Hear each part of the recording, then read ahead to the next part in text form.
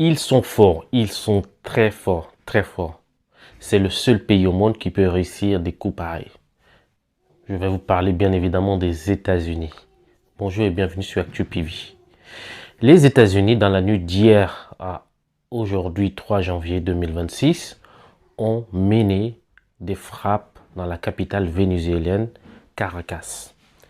Mais le plus puissant, le plus fort dans tout ça, le plus inimaginable, on va dire, c'est qu'ils ont réussi à capturer le président en exercice du Venezuela et l'exfiltrer du pays. C'est incroyable. Je pense que c'est le seul pays au monde qui peut faire ça.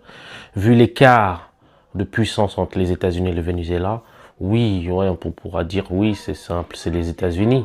Mais pour réussir à faire ça, il faut être puissant. Imaginez la Russie, ils n'ont pas réussi à le faire en Ukraine.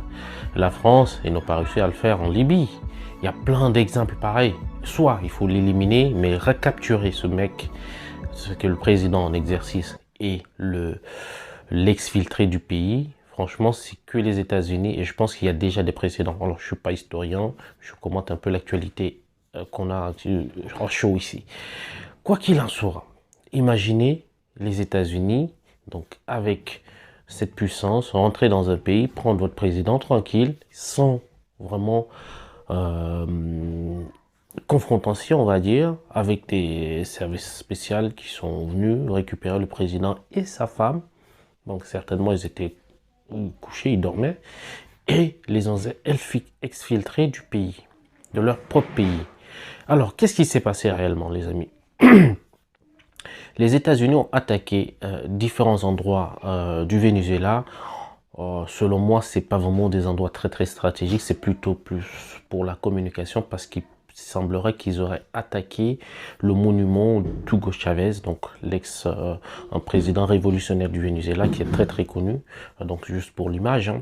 Ensuite, ils ont attaqué des ports, donc ça c'est normal, et puis l'aéroport, certains aéroports, pour empêcher tout mouvement de l'armée pour essayer de se défendre. Et là, durant la même nuit, ils ont utilisé des hélicoptères d'attaque et de transport de personnel qui volaient en basse altitude pour aller capturer le président Maduro et sa femme. Donald Trump, dans son média Truth Social, il a passé l'information en disant qu'il l'a bien attrapé, capturé Maduro et qu'ils vont le juger. Donc, vous savez que c'est la justice à deux balles, bien sûr. Juger, ils vont l'accuser de tout et ensuite confirmer son